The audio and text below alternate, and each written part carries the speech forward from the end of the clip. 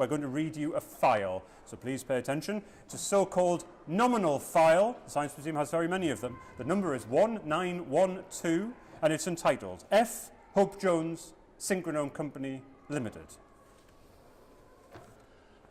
William Isaac Last was born in 1857 and had a career in civil and mechanical engineering before joining the relatively young Victoria and Albert Museum in 1890 as keeper of the Machinery and Inventions Department. Rising to senior keeper in 1900, he became its second director in 1904, through to his death in 1911. He was famous for being instrumental in introducing the idea of showing objects in motion by means of compressed air. Just as the science collections gained their separate identity as the Modern Science Museum in mid-1909, Last was on the receiving end of a strong public relations campaign from a figure familiar to all of us, Frank Hope Jones. Recall that the building we now stand in was not even designed at this stage. The early part of today's action all took place in a series of highly unsuitable buildings, though on this same site, housing the outgrowth from the V&A. In early June 1909, one of Last's deputies, W.J. Hill, called on the Synchronome Company in Clerkenwell, but he missed Frank Hope Jones. He'd come to ask for help in locating a Bain electrical pendulum, and Hope Jones wrote to the Science Museum's director on the 7th of June saying, "I've met with several, and no doubt will come across more before long. It occurs to me that you may desire a collection of models of the more important inventions in electric clocks. If so, I shall be pleased to offer a selection from my museum here. It has fallen to me to be the historian of the subject, as well as the inventor of the system in general use in this country." Hope Jones wrote again to Last on the 12th of July 1909. "I've prepared the attached list of clocks which I think it would be desirable to acquire, and I've indicated those of which I have examples in my possession and those which I think I could obtain. I feel sure the others could be secured by gift or by purchase at a trivial sum. If, however, I am to do justice to the scheme, it will involve the expenditure of a good deal of time and trouble, and I ought to ask whether a fee of, say, 10 guineas could be reserved in remuneration of my services in collecting and assisting to arrange the exhibit." This request was dealt with by C.A. Buckmaster at the Board of Education in Whitehall, who wrote a note of thanks. Buckmaster to Hope Jones, 19 July 1909. "The board will be glad to consider the suitability for the collection of any such specimens that you or your friends may be so good as to submit. I am to state, however, that the board are unable to pay for assistance in arranging any exhibit of this kind." Receiving this reply, Hope Jones ruminated for more than a month before finally coming up with an alternative solution. Hope Jones to Buckmaster on the 31st of August 1909. "I shall be pleased to obtain a representative collection if the latest standard type of synchronome controlling pendulum, as now commonly in use in this country, can be purchased instead of given." In early September, internal memos show that Hill felt a synchronome should be included, but the catalogue price of the clock varied from £6 to £40, so it was important to know what Hope Jones was really proposing. The answer came as follows: Hope Jones to the Board of Education, 22nd of September 1909. "In reply, we beg to enclose a pamphlet, on the front page of which is a description of the controlling pendulum. It represents the latest in electrical time service and would, we think, be necessary to complete any collection of models illustrating the science generally. Its price is £10, 17 and 6. I'm being heckled by a man in a bowler hat. In response to this, very modern, it's 1909, you know, James. You shouldn't be able to fit that in your pocket. I did wonder. Oh. Now then, I must work that up. Anyway, in response to... Shut up. In response to this, the museum put together an assessment. Which is revealed in Hill to Wood, 12 November 1909. This pendulum, apart from its application to electrical control work, has considerable interest from the method adopted to give impulse to the pendulum. It furnishes an example of a detached gravity escapement, and as such might fairly form a part of any collection of clock mechanisms that might be got together for the Western galleries. The amount asked of £10, 17 shillings and sixpence is, I see, the full catalogue price, but perhaps the company would allow a discount.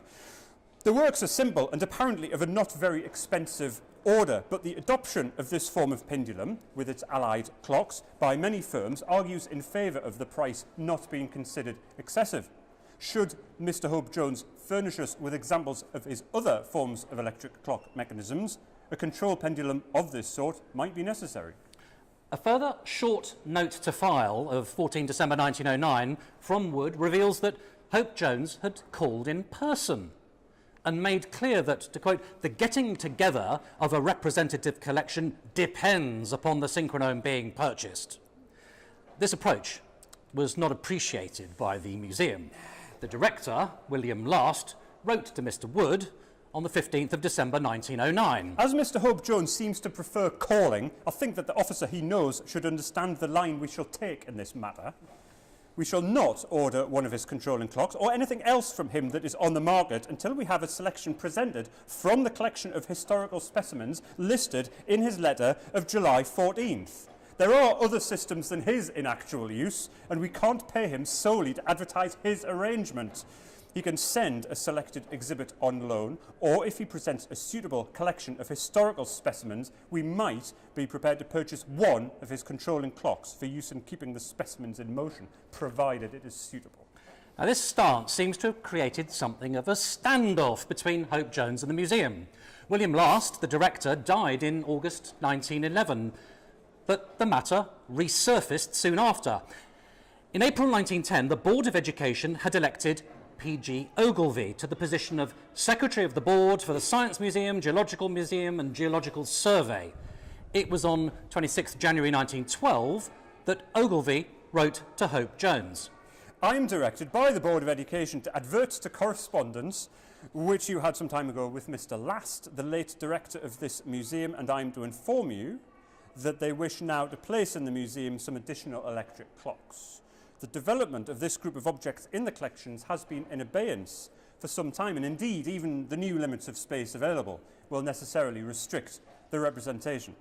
In these circumstances, I'm to request you to say whether you will be so good as to help in the matter, and if so, at what time it would be convenient for you to see Mr. Overton, who is the museum officer in charge of the section of the collections concerned and who would call to confer with you about it. This letter introduces an important name in the story, George Leonard Overton, FBHI, 1875 to 1948, who graduated in physics from the Royal College of Science, spending much of his career at the Science Museum, where he was responsible for several collections over time, producing catalogues. In 1922, he published Clocks and Watches, and his experiences over the previous 10 years, from 1912 onwards, will have been crucial in its writing. And Hope-Jones was in all probability a constant presence during its writing. Overton's obituary noted that time measurement for him was a hobby as well as serious study. Hope-Jones lost little time and replied on the 30th of January 1912 that he would be pleased to see Mr. Overton. It was just about the time that Synchronome was finally incorporated as a limited company, and a meeting occurred in early February, after which Ogilvie of the Board of Education wrote to Hope-Jones on the 26th of February to say, I am to say the board learn with satisfaction that you are willing to assist in the formation, arrangement and labelling of a small collection to represent in the museum the history of electric clocks. The board understands that in respect of fees amounting to £10 and 10 shillings, you are prepared in connection with this work to give not less than 5 attendances at the museum, in addition to such time and attention to the matter away from the museum as may be required.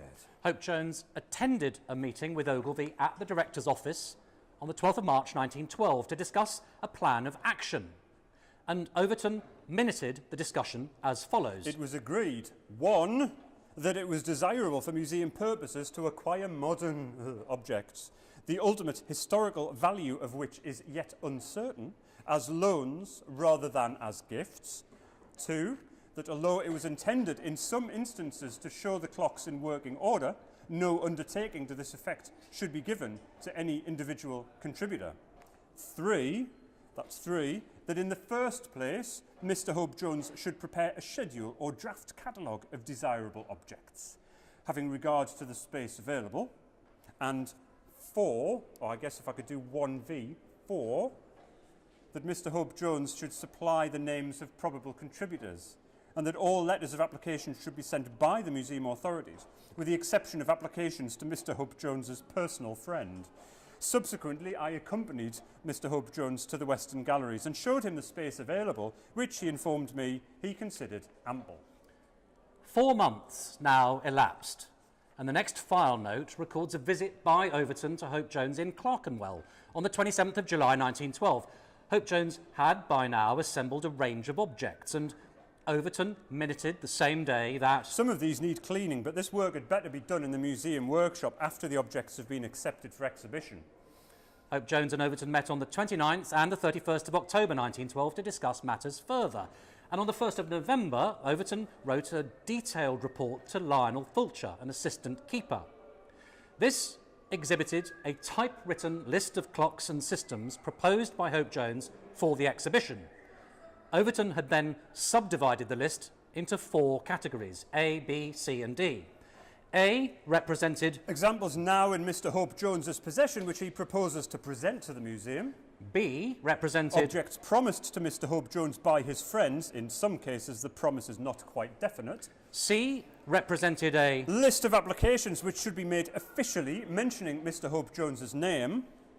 It's easy to guess what D will be. D represented a list of applications to be made officially in which Mr. Hope-Jones's name should definitely not be mentioned. So that's the list.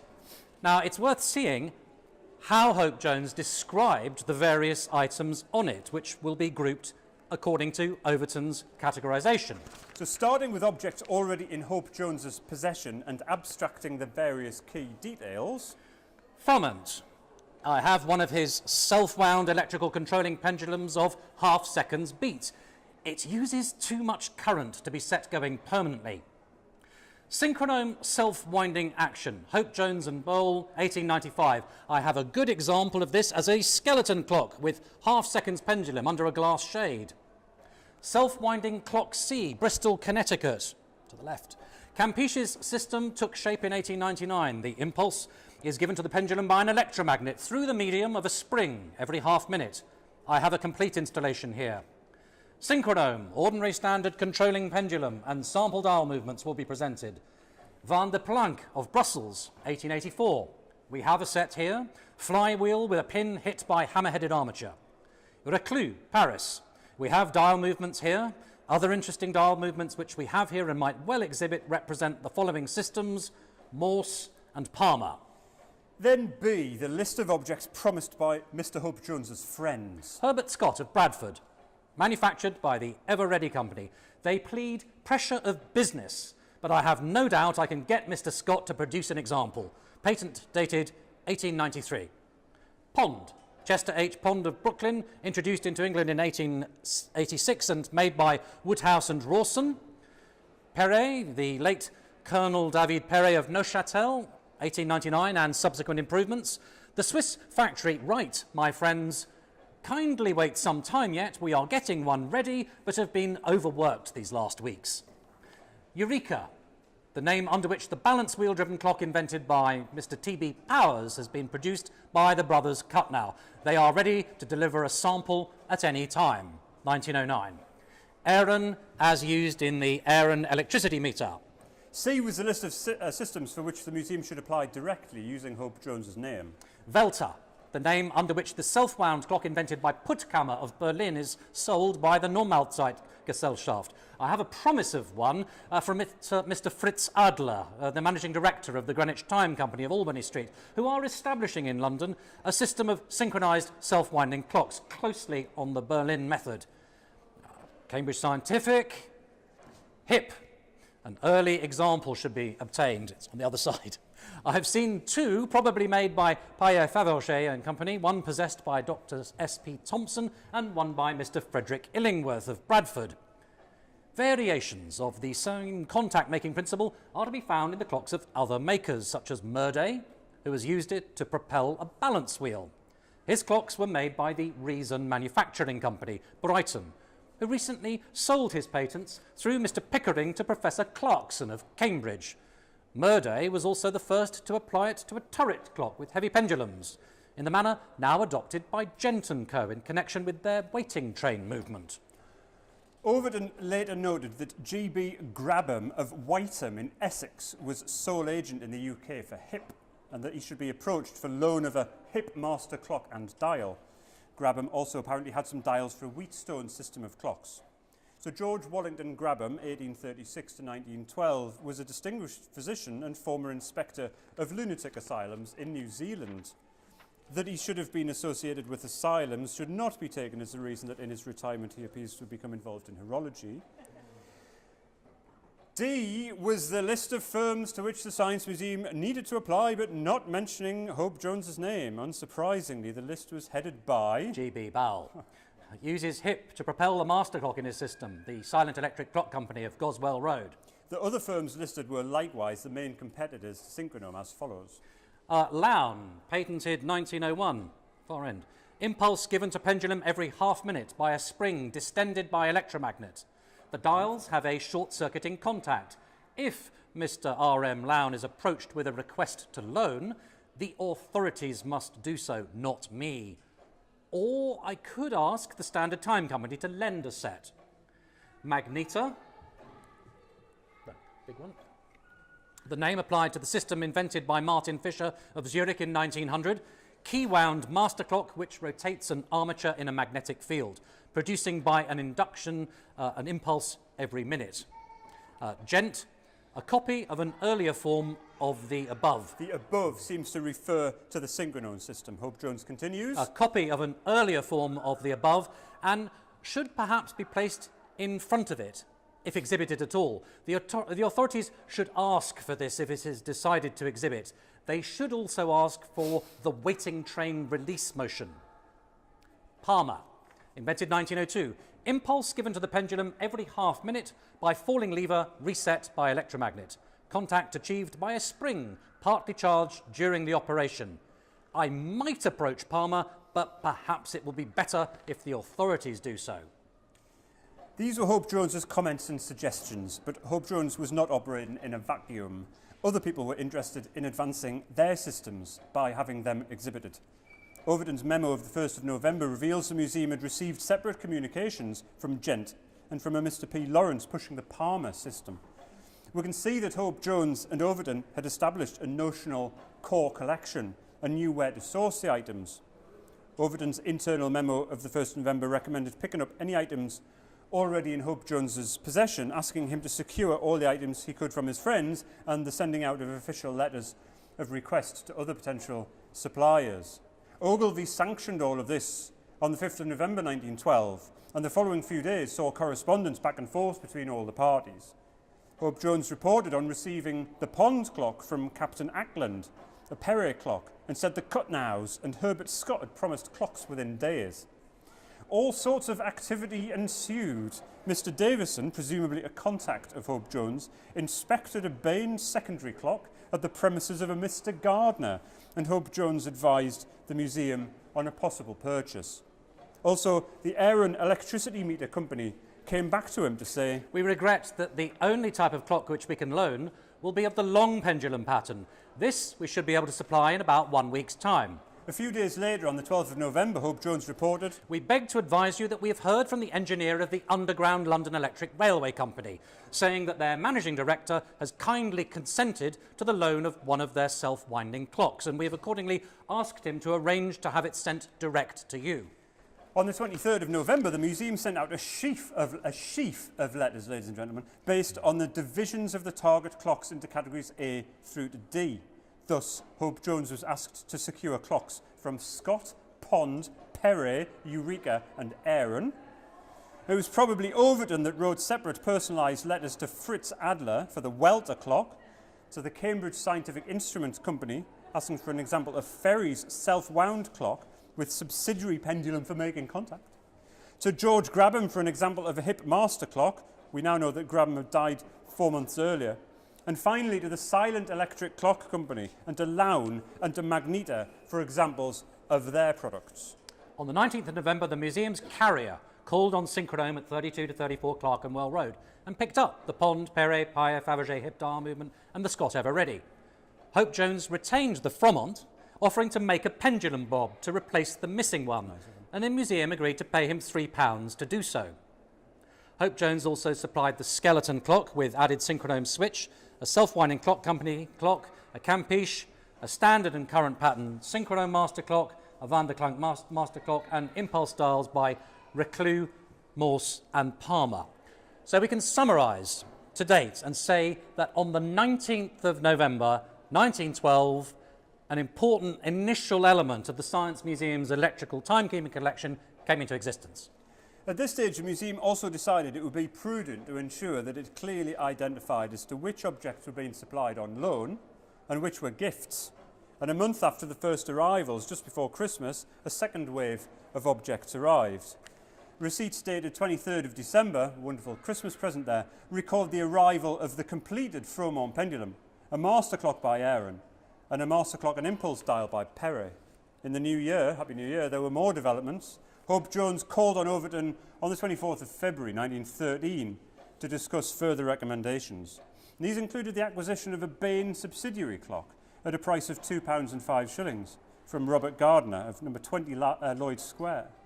Robert Gardner was a noted chronometer maker and father to Malcolm Gardner, the noted horologist and bookseller. Also recommended was the acquisition by loan of an example of the Ritchie sympathetic pendulum system directly from Messrs J. Ritchie in Edinburgh. The director sanctioned action on all these recommendations and letters soon went out. At this stage, Lowndes had failed to reply to the museum's request, so Hope Jones was authorised to ask other potential suppliers, which we know really meant asking the Standard Time Company, where Hope Jones knew the principals very well, and particularly St John Wynne. Hope Jones also advised Overton that the original Wheatstone induction master clock was located at the Royal Institution.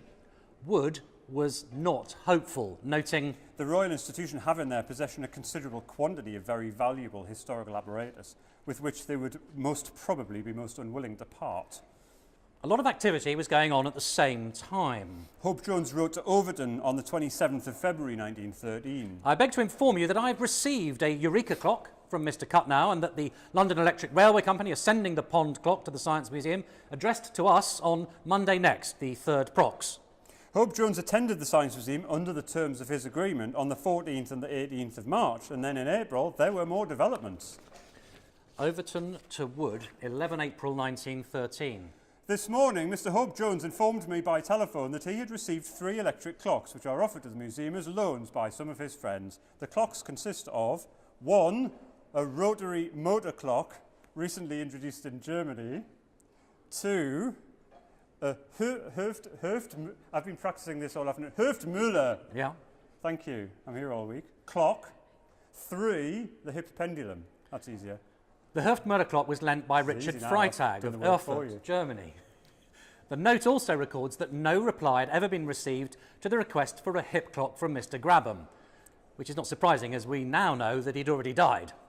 The hip pendulum clock now on display in the museum, on the back there, was presented by Professor Sylvanus Thompson, the principal of the City and Guilds Technical College, who had long been a supporter of Hope Jones. Indeed, Thompson had been a shareholder in the original Synchronome Syndicate, and it was very likely that he had lent Hope Jones various German books on horology that had provided the inspiration for several key developments in the Synchronome system. May 1913 Still you, mate. saw adjustments to the existing display. A less good example of a Perret master clock was returned to Hope Jones as he found a better one, and there were small changes being made at a practical level. If you think it's all terribly modern that the public enjoy a hands-on involvement in Science Museum galleries, you might be surprised by this. Overton to Wood, 6 June 1913. Mr. Hope-Jones also told me that he wished to add a small adjustable resistance to the Synchronome standard master clock presented by him. This would be fixed outside the case, under the control of visitors, and would demonstrate a method of battery warning for indicating when the batteries are failing. A later note tells us more about this. The resistance is small, being arranged around the circumference of a disc, 4 inches in diameter. It would be placed at the side of the case. Now, curators know from long experience that with any exhibition, there is a lot of physical and technical work in first hanging and displaying the objects. There's also a lot of detail work in producing adequate and accurate labels, and underpinning this, there was a need to produce a single manifest for the exhibition, recording the objects and their lenders or donors. We know this stage was reached in the autumn. Because Hope-Jones wrote to Overton on the 27th of October 1930. In despair of getting my office to tackle the whole of the typewriting and clerical work in a revised list of exhibits with names and addresses of A, those who have lent, and B, those who have given, I send you herewith a full set of labels. The work of drafting these was considerable, but was finished some weeks ago. Some of my clerks have been away ill, and the others have been up to the neck in connection with my work in establishing the Wireless Society of London. We move now to 1914. As Europe was descending towards war, world markets began to crash. The London Stock Exchange closed on Friday the 31st of July 1914 and did not reopen until January 1915, 5 months later, the only occasion ever on which such a closure has ever occurred. The UK declared war the following week, but as the stock exchange authorities reached the momentous decision to close the world's most important stock market, the Science Museum officials had other things on their minds. Ogilvy, the director, to Hope-Jones, Friday, 31st July 1914. Dear Sir, my attention has been called to a passage in the Goldsmith's Review of the 25th of last month. The paragraph in question contains a sentence which gives an erroneous statement as to the assistance which you were then giving to the museum staff, and exception was taken to it at the time. The offending material in the Goldsmith's Review repeated verbatim a section from an article the previous year. Back in February 1913, the Goldsmith's Review had written, The Synchronome Company inform us that they are often asked for advice from those who desire to study the subject of electric clocks as to what books to read and where to obtain them. The article then listed various sources of information.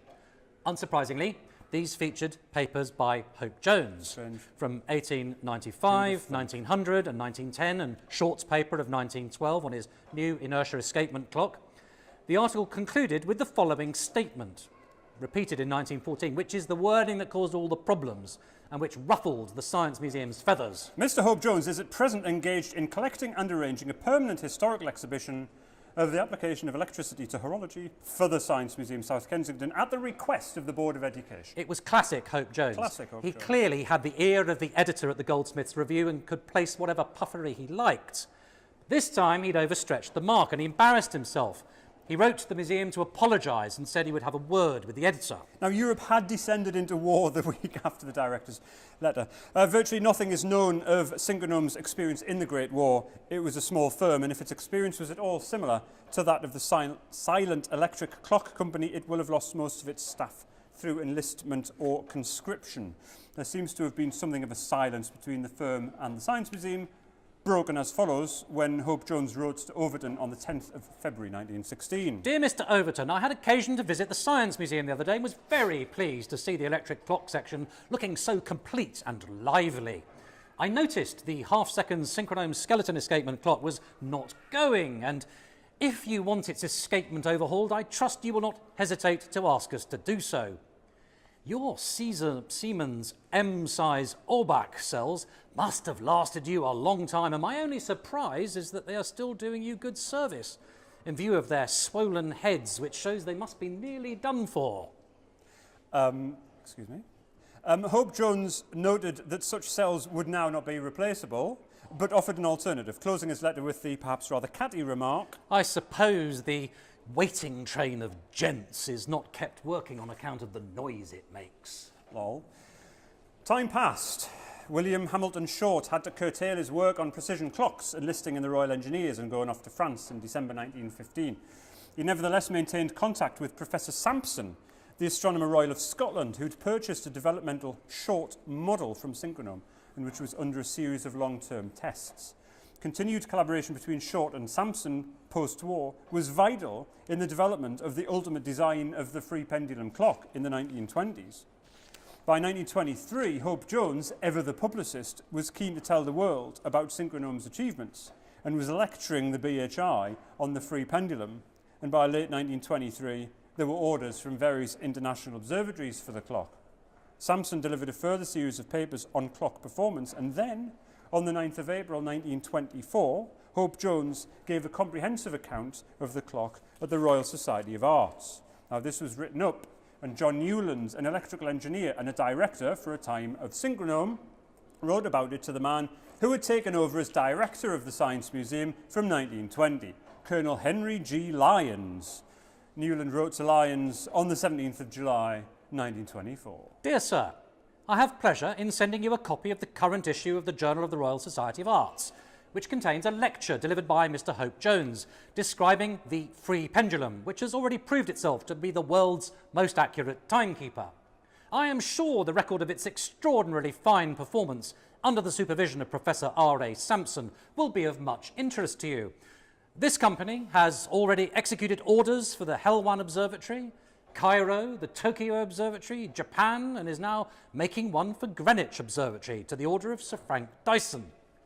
Anticipating a large demand, it would be as well to give as much notice of your requirements, as the nature of the instrument is such that its manufacture cannot be hurried.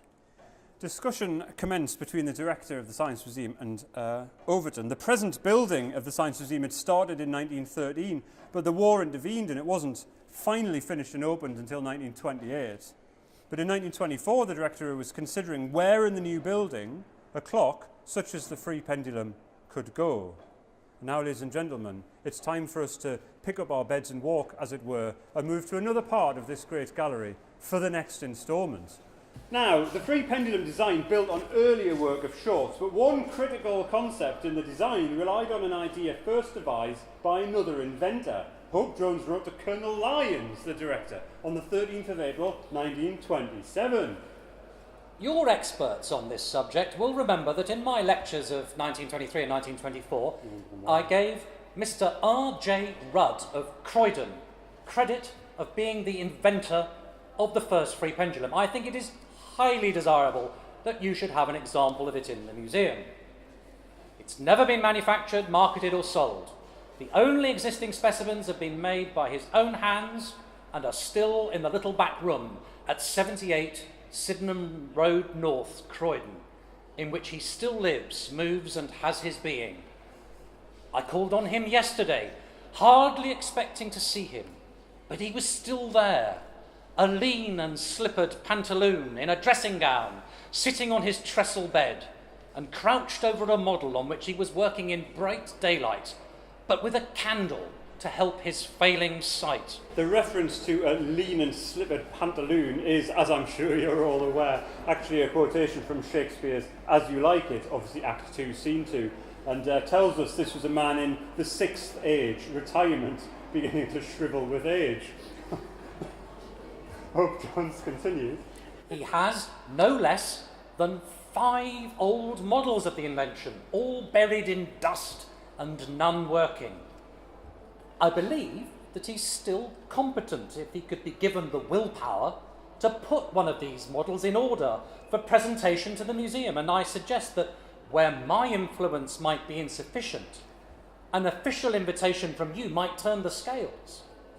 My discovery of Mr. Rudd in 1908 was the discovery of a diamond on a dust heap. I've always sought an opportunity of honouring him in his lifetime, and that is the only motive of this letter. So that was Hope Jones on the subject. In fact, Overton was already thinking about Rudd. A file minute of the 22nd of April 1927 records, For some time I've been endeavouring to get in touch with Mr. Rudd, and Mr. Agar Bow promised to take me to his house before the receipt of Mr. Hope Jones's letter. Agar Bow was best known as a precision pendulum maker. Overton now brought Hope Jones up to speed and then pushed on with his own plan. A file minute of the 4th of January 1928 records, I visited Mr. Rudd with Mr. Bow on the August the 14th last, but could not get him to promise us anything that we desired to acquire. He said his whole life was dedicated to perfecting his inventions, and that he could not spare his clocks. At the present, nothing can be done, but Mr. Agar Bow knows Mr. Rudd's family and will keep in touch with them. I've informed Mr. Hope Jones. there's a break in the flow, and the Rudd matter lay in abeyance for a couple of years until Hope Jones reignited the spark. Hope Jones wrote to Colonel Lyons at the Science Museum, 6th of June 1930. Dear Sir Henry, I've just heard from a sister of Mr. R.J. Rudd that he's now past all further work, and that my advice and assistance are wanted to dispose of his models and contents of his workshop. The Science Museum needed to react. Lyons to Overton, 10 June 1930. For your remarks, it seems that if anything is to be done, it should be done quickly. Overton to Lyons, 12 June 1930. R.J. Rudd was the inventor of the first free pendulum, but did not develop his invention. In a modified form, the free pendulum has, in recent years, attained a great success, but an actual modern example would probably be too expensive to acquire for the museum, and Mr. Hope Jones cannot see his way to lend one. Mr. Hope Jones called at the museum this morning and told me that he proposed to visit Mr. Rudd's house shortly and to find out whether there is sufficient material there to assemble one of Rudd's early free pendulums. Possibly some small expense will be involved in supplying missing parts, but Mr. Rudd's devices have no commercial value. In the first place, Mr. Hope Jones will report on what he finds. An example of Rudd's would be worth acquiring permanently for the museum as a record of the first step in what has developed into the most accurate method of time measurement. The director strongly supported Overton. A month later, Overton recorded a minute to file, 9th of July 1930. Called on the Synchronome Company's office on the 2nd and saw two of Rudd's clocks, which Mr. Hope Jones had obtained for the museum. These are incomplete, but Mr. H.J. is going to show them to Mr. Short and will communicate with us again on the matter. Tantalisingly, we hear a reference to two Rudd clocks. There's just one there. Where the second clock's gone is not presently known. Hope Jones wrote to Overton on the 22nd of July 1930. Since I saw you last, I've been able to devote a little time to Rudd number 2, and I had Mr. Short's help for an hour one evening last week. I've got the slave clock going, and it's my intention to put it under the control of the free pendulum within the next few days. If I do not succeed in this by the middle of next week, I shall at any rate be in a position to tell you exactly what to do. It would naturally be of satisfaction to me if I'm going to present it to the Science Museum to put it into going condition first. It should then only require to be cleaned and cased. The clock was duly presented to the museum on the 1st of September 1930, but further correspondence in the file suggests that Hope Jones had failed to get it working, and indeed that the museum staff had struggled. But as usual, Hope Jones was not to be outdone and went to work behind the scenes. The result was a letter to the Times of the 6th of March 1933 from A.R. Rudd, one of R.J. Rudd's brothers. Sir, your recent description of the Harrison No. 1 astronomical clock, which has now been restored to working order and set up in the Royal Observatory at Greenwich through the voluntary labours of Commander R.T. Gould, brings to mind another remarkable time-measuring machine, constructed in 1898 by another very sober, very industrious, and withal a very modest man, R.J. Rudd, who in that year solved a problem which had baffled horologists for several generations by inventing the first free pendulum astronomical clock, the original model of which is now exhibited in the Science Museum. Its present condition is detrimental to its utility as an educational exhibit, and a public service would be rendered if some expert enthusiast would undertake a labour of love, similar to that which Commander Gould patriotically applied himself. The file contains follow-up correspondence, Hope Jones writing to Overton on the 9th of March 1933. Dear Mr. Overton, you will have seen the letter from A.R. Rudd in the Times of the 6th inst. You will no doubt have guessed that the idea of Commander Gould being entrusted with the job of getting it going permanently was passed on to A.R. Rudd by me as a result of our conversation in January. You will therefore be able to tell Dr. Ward and Sir Henry Lyons, if the matter goes up to him, that it has my wholehearted approval, and that any services I can render to Commander Gould are at his disposal. Sincerely yours, Frank Hope Jones. Indeed, it's obvious that events were coordinated, since the day after the letter appeared in the Times, Dr. Ward, the curator responsible for the time measurement collection, received a phone call. Ward to Shaw, future director of the museum, 7th of March 1933. Commander Gould rang up yesterday and offered to undertake this work if the director desires it. I should add that he made the offer to me some months ago, but as he was at that time busy working upon Harrison's #1 chronometer, no action was taken at that time. Further correspondence shows that the museum accepted Gould's offer the same month, but nothing happened. In June, Ward wrote to Shaw to arrange a letter to Gould, which duly went out, nudging Gould to arrange for the collection of the clock. But this was a very busy time in Gould's life. He was finalising work on the Harrison clocks and about to engage in further hunting for the Loch Ness Monster, having already published The Case for the Sea Serpent in 1930. The new adventure would lead to another book, The Loch Ness Monster and Others, in mid-1934. Ward noted in the file that he met Gould at the museum in August 1933, and then again in April 1934. Ward wrote a note to file on the 24th of April 1934 that Gould has been very busy on literary work all the winter, but hopes to start on the Rudd clock in a month or two's time. And Gould then suggested it might take him another 6 months, but then on the 17th of May 1935, Ward noted again to file, I gently raised the question of the Rudd clock with Commander Gould when he was at the museum a few days ago. It seemed to be somewhat of a sore point with him, as I gather that Rudd's half-brother, A.R. Rudd, has been pressing him. It looks rather as if he's now trying to back out of the whole thing. On the surface of things, this appears to be because Gould believed that even if he were to get the clock going, it would need complete stripping and overhaul every couple of years. Clearly the museum gave up on Gould and instead employed G.R. Kirby of Bromley under a contract for 8 days a week at a rate of £1 a day. In a familiar pattern in life of a task failing to be achieved under the terms as originally agreed, we have a note to file from Ward dated 24th of November 1936. Mr. Kirby worked at the museum for 12 days. The clock was entirely taken to pieces, cleaned and reassembled. Various adjustments were made, a few alterations were carried out, but it wasn't found possible to get the clock going continuously. It must therefore be shown stationary, but can be demonstrated to visitors as it will go satisfactorily for a short period. Nah, all right, still me, isn't it? That's our little interlude with the Rudd, but we need to go back, don't we? We need to go back and finish off down there. Hope Jones was always resolute in claiming the Rudd clock offered an important developmental stage in the path to the short free pendulum, and the reputation of short was well and truly cemented by the mid-1930s after more than 10 years' track record. This is reflected in more correspondence.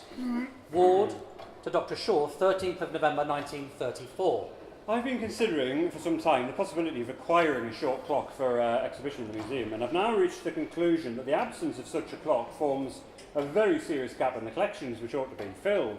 As you're aware, the first short clock was set up at Edinburgh Observatory in 1921, and since that date, over 50 clocks have been set up in observatories all around the world. He went on, the short clock is manufactured by the Synchronome Company and is normally sold to observatories at a price in the neighbourhood of £150 for the master clock, together with some £35 for the slave clock. I fear that Mr. Hope Jones would not be willing to lend a clock to the museum, but he might be willing to sell one to me at a greatly reduced price. The existing Synchronome clock on display could be adapted for use as the slave clock, while in the master clock itself, certain accessories necessary for an observatory clock could be omitted in a clock for exhibition here. The clock, if obtained, would of course be left going. It would control the public clocks in the museum and could be used to transmit accurate time signals to the seismograph, which is shortly to be set up. Shaw backed Ward's plan, and later that year, Ward reported. In a note of the 15th of November 1934, Ward explained that he'd called on Hope Jones, who confirmed that he wouldn't lend a clock, but he would offer a modified clock for about £50, 1/3 of the usual price, using the existing museum clock as the slave.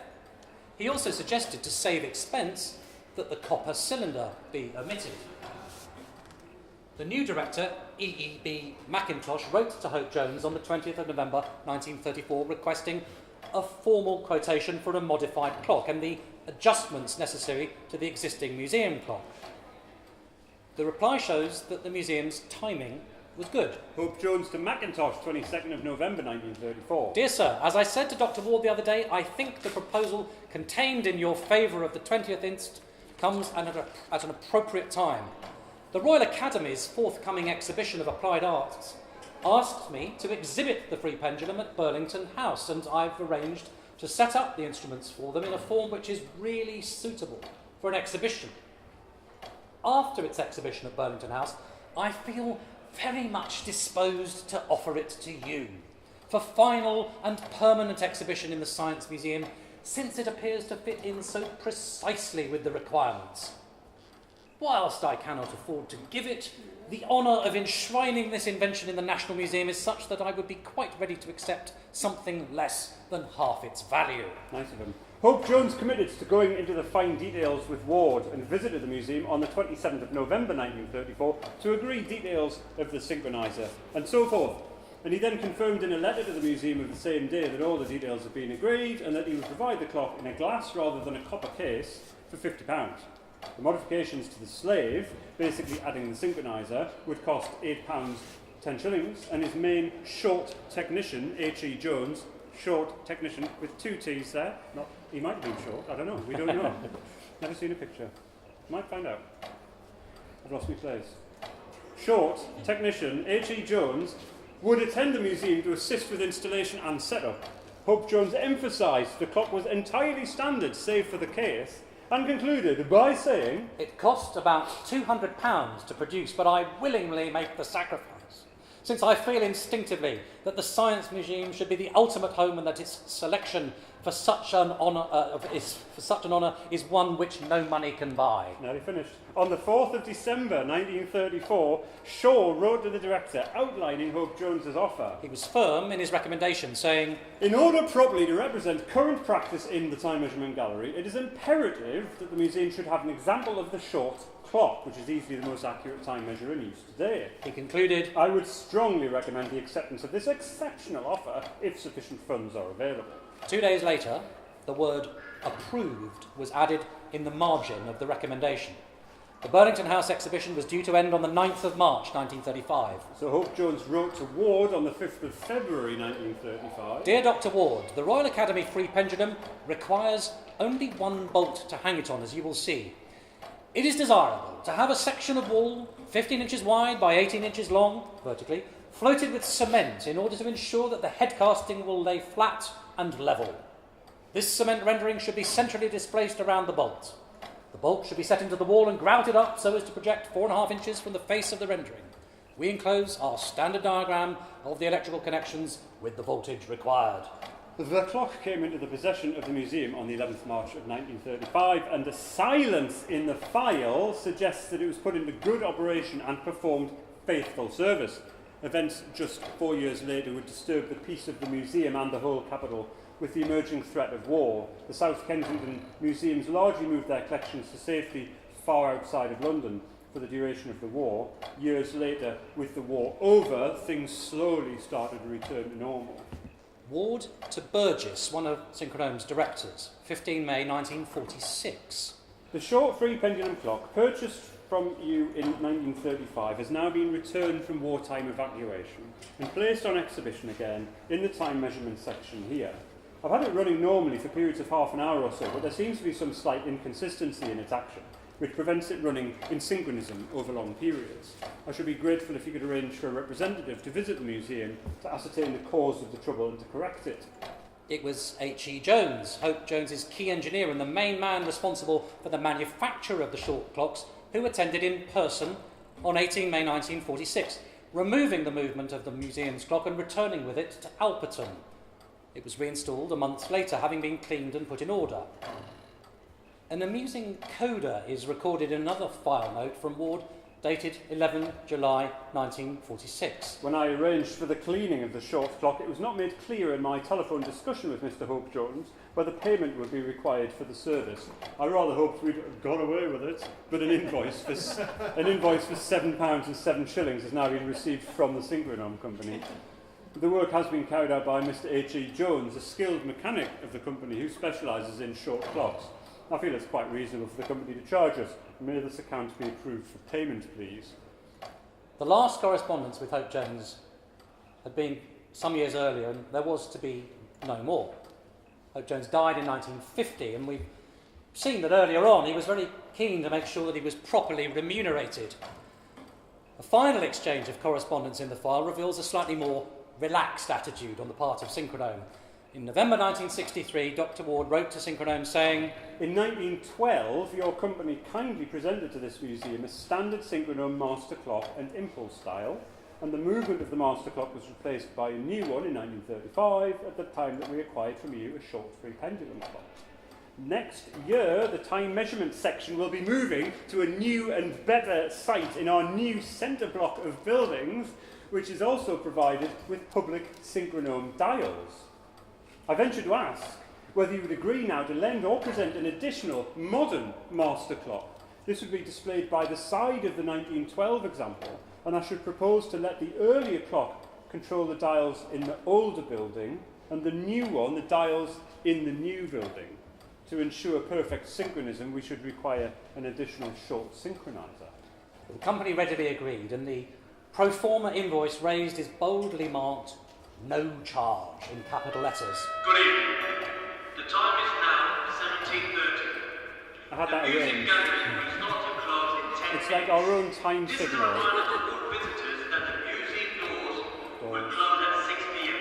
Thank you. It's like a speaking clock, except, there you go. Who's speaking? It's me, It's and you, the isn't it? clock that we were just talking about arrived on the 15th of January 1964. It's now in the reserve collection at Blythe House, catalogue number 1964-13, having had a relatively short life on show here. So there we have it.